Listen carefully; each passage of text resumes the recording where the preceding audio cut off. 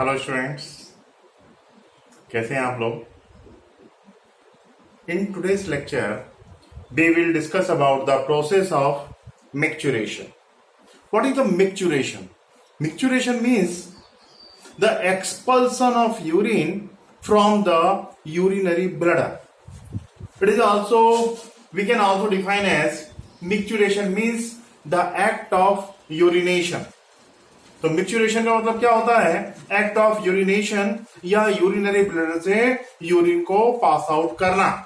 अब यूरिन का फॉर्मेशन कहां होता है? यूरिन का फॉर्मेशन होता है किडनी के अंदर। किडनी से जो है ये यूरिन जो होता है वो यूरिटर के थ्रू कहां पहुंचता है? यूरिनरी ब्लडर में पहुंचता है।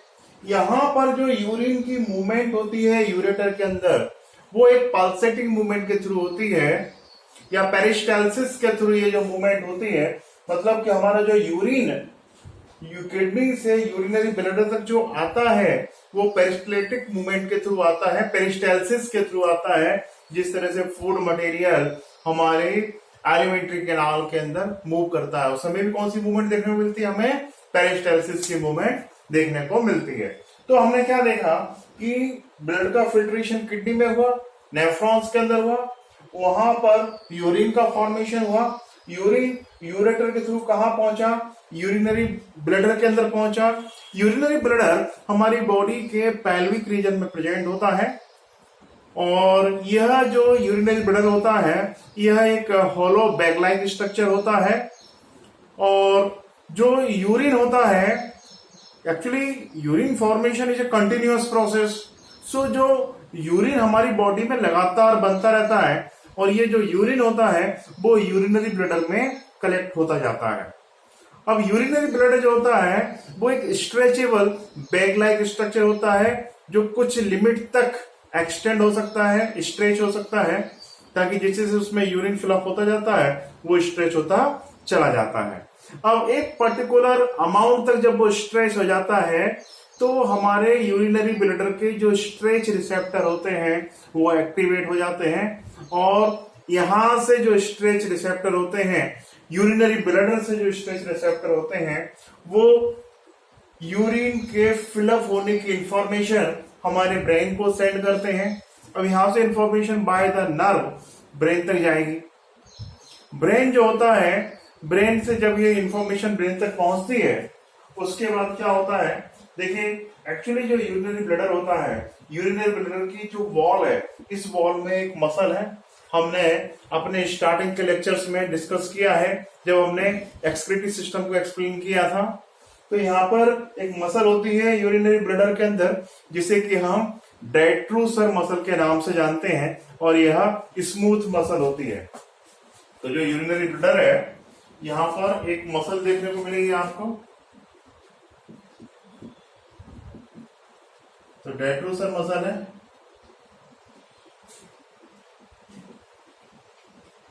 और ये जो मसल है डेट्रूसर मसल, यह एक स्मूथ मसल है।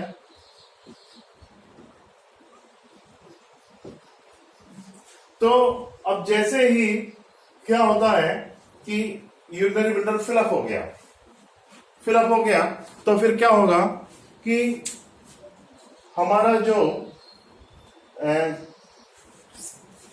ऑटोनोमिक नर्वस सिस्टम है उसके थ्रू, उसमें दो पार्ट होते हैं ऑटोनोमिक नर्वस सिस्टम में, सिंपैथेटिक और पैरासिम्पैथेटिक नर्वस सिस्टम। तो सिंपैथेटिक नर्वस सिस्टम क्या करेगा कि जैसे जैसे वो स्ट्रेच होता जाएगा तो सिंपैथेटिक नर्वस सिस्टम से जो इंफॉर्मेशन, जो नर्व्स हैं, उससे इंफॉर्मेशन हमारे ब्रेन तक पहुंचती, उससे जो हमारे जो नर्व्स हैं स्ट्रेच रिसेप्टर्स के, उनसे इंफॉर्मेशन हमारे ब्रेन तक पहुंचेगी कि भाई हमारा यूरिनरी ब्लडर फिलअप हो गया। फिलअप होने के बाद क्या होगा कि ब्रेन से जो है पैरासिम्पैथेटिक नर्वस सिस्टम के थ्रू कमांड आएगी और कमांड आते बराबर क्या होता है कि यूरिनरी ब्लडर की जो स्मूथ मसल है उसमें कॉन्ट्रैक्शन चालू हो जाता है। उसमें क्या हो जाता है? कॉन्ट्रैक्शन चालू हो जाता है। अब वहां पर जब कॉन्ट्रैक्शन होगा तो यह इंटरनल जो स्पिंचर है ये ओपन हो जाएगा। ये कि देखिए, यूरिनरी ब्लडर के नीचे क्या है? यूरिथ्रा, और यूरिथ्रा में दो स्पिंचर है, एक तो इंटरनल स्पिंचर है और दूसरा एक्सटर्नल स्पिंचर है। इंटरनल स्पिंचर जो होता है वो स्मूथ मसल्स का बना होता है और यह एक तरह का इनवॉलेंट्री होता है और जो एक्सटर्नल स्पिंचर होता है, यह हमारी जो है स्केलेटल मसल्स का बना हुआ स्ट्रक्चर होता है और यह वॉलेंटरी स्ट्रक्चर होता है। तो जब इसमें यूरिन फिलअप हो जाती है तो फिर क्या होता है कि इंटरनल स्पिंचर ओपन हो जाता है। अब प्रेशर किसके ऊपर आना है, एक्सटर्नल स्पिंचर के ऊपर प्रेशर आना है, और जैसे ही एक्सटर्नल स्पिंचर के ऊपर प्रेशर आएगा पर्सन को एक तरह की अर्ज फील होगी, मतलब यूरिनेशन की इच्छा होगी, और पर्सन जो है यूरिन पास आउट करने के लिए जाता है। तो जनरली हम क्या देखते हैं कि यूरिनरी ब्लडर के अंदर यूरिन तकरीबन 300 से लेकर 400 ml जब यूरिन भर जाता है, फिलअप हो जाता है, तब उस समय हमारे जो यूरिनरी ब्लडर के जो स्ट्रेच रिसेप्टर होते हैं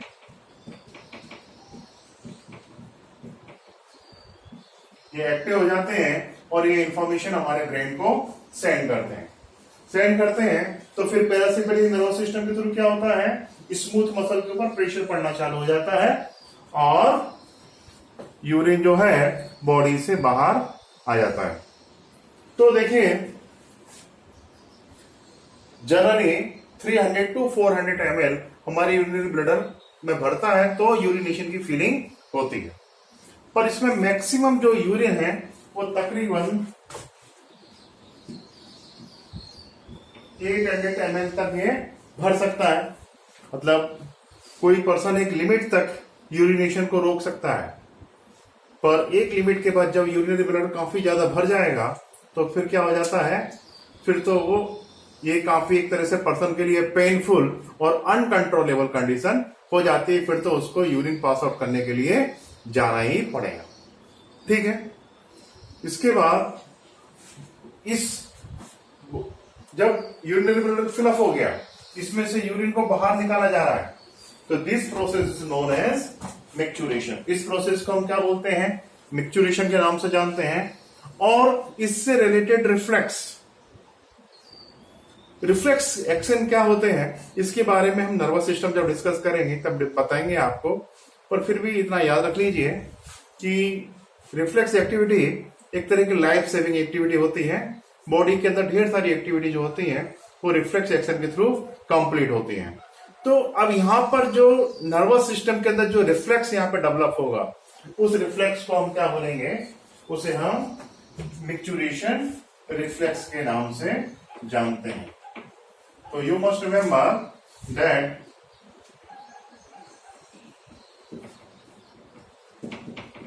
reflex associated with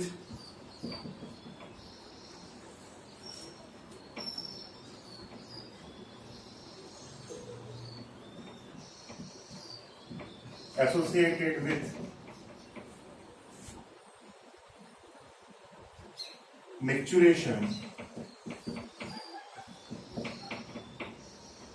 is known as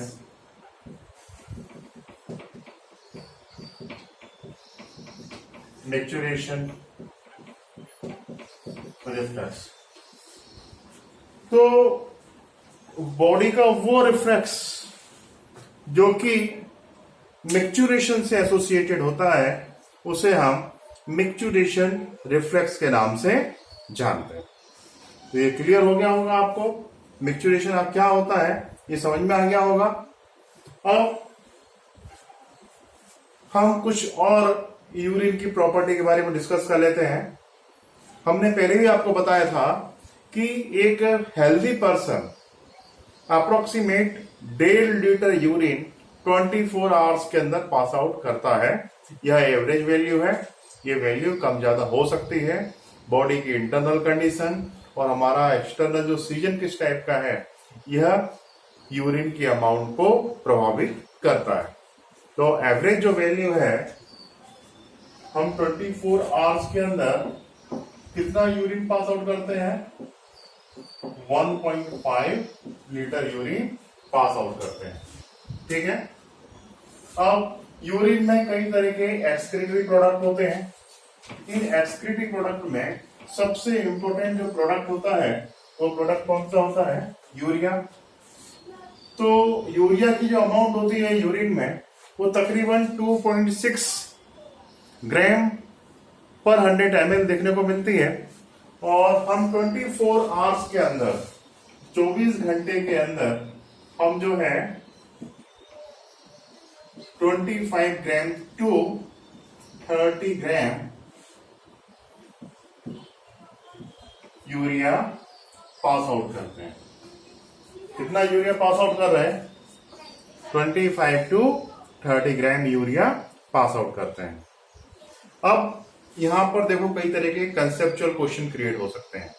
मान लीजिए कोई पर्सन बहुत ज्यादा प्रोटीनियस फूड खा रहा है, जैसे मान लीजिए बहुत ज्यादा उसने मीट खा रहा है, चिकन खा रहा है, या बहुत ज्यादा ऑमलेट खा रहा है, अंडे खा रहा है, तो ये प्रोटीनियस सब्सटेंस हो गया। या बहुत ज्यादा जो है दालें खा रहा है, पल्सेस खा रहा है, तो ऐसी कंडीशन में यूरिया के अमाउंट में क्या चेंज होना है? देखो मैंने आपको पहले बोला था कि नाइट्रोजनस वेस्ट का एलिमिनेशन बहुत महत्वपूर्ण होता है। बॉडी में जो प्रोटीन होता है वो मेटाबॉलिज्म बहुत ही इंपॉर्टेंट होता है, क्योंकि अदर सब्सटेंस को बॉडी में स्टोर किया जा सकता है पर बॉडी के अंदर प्रोटीन को स्टोर नहीं किया जा सकता। मतलब आप ज्यादा प्रोटीन खाएंगे तो ज्यादा अमीनो एसिड आपकी बॉडी के अंदर बनेंगे at the time of digestion. अब अमीनो एसिड को एक लिमिट से ज्यादा स्टोर नहीं किया जा सकता, मतलब आपकी बॉडी के अंदर डी अमाइनेशन बढ़ेगा। डी अमाइनेशन बढ़ेगा तो क्या होगा? अमोनिया फॉर्मेशन भी बढ़ेगा। अमोनिया फॉर्मेशन बढ़ेगा तो क्या होगा? यूरिया फॉर्मेशन भी बढ़ेगा। तो जब भी कोई पर्सन प्रोटीनियस डाइट लेता है तो उसकी यूरिन में यूरिया की अमाउंट बढ़ जाती है। तो ऐसे क्वेश्चन एम्स में पूछे गए हैं, आपको आना चाहिए। ठीक है। अब मान लीजिए कोई पर्सन प्रोलॉन्ग स्टारवेशन में है, ठीक है, या भूख हड़ताल पे बैठा हुआ है पर्सन, ठीक है, लॉन्ग फास्टिंग में, तो ऐसे में क्या होगा? ऐसे में उसकी बॉडी की जो मसल्स हैं, मसल्स में जो उसका बॉडी में जो प्रोटीन प्रेजेंट है, तो वो मेटाबॉलिज्म बढ़ जाएगा, और वो मेटाबॉलिज्म बढ़ने की वजह से यूरिन के अंदर यूरिया की अमाउंट बढ़ जाएगी। तो जब भी कोई पर्सन प्रोलॉन्ग स्टारवेशन पे है, बहुत ज्यादा भूखा है, केवल खाना नहीं खा रहा है, पानी पानी पी रहा है बहुत, तो ऐसे में उसकी यूरिन में क्या बढ़ेगा? यूरिया बढ़ेगा कि घटेगा? तो उसकी यूरिन में यूरिया की अमाउंट बढ़नी है। It become clear? अब देखिए यूरिन का डायग्नोसिस कई तरह की फिजिकल कंडीशंस को, कई तरह की डिसीजेस को, क्लिनिकल डायग्नोसिस को इंडिकेट करता है। तो यूरिन के एनालिसिस से हम ढेर सारा क्लिनिकल डायग्नोसिस कर सकते हैं, बॉडी के अंदर की एबनॉर्मलिटी को आइडेंटिफाई कर सकते हैं, किसी भी ऑर्गन के माल फंक्शन को हम आइडेंटिफाई कर सकते हैं। अब जैसे जनरली यूरिन में जो न्यूट्रिएंट होते हैं बहुत ही लिमिटेड अमाउंट में प्रेजेंट होते हैं। अब सपोज डेट यूरिन में मान लीजिए यूरिया बहुत ज्यादा, सपोज यूरिन के अंदर सपोज डेट ग्लूकोज बहुत ज्यादा है, यूरिन में ग्लूकोज बहुत ज्यादा है, this condition is known as glycosuria. Urine के अंदर कीटोन बॉडी बहुत ज्यादा है,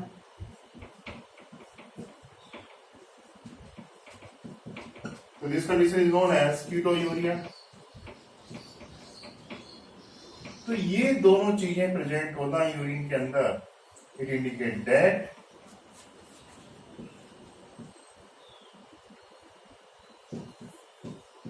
डायबिटीज मिलेटिस। तो ये किसको इंडिकेट करता है? डायबिटीज मिलेटिस को इंडिकेट करता है। It become clear? ये समझ में आ गया? तो मिक्सचरेशन में इतना ही सफिशिएंट है। Thank you students.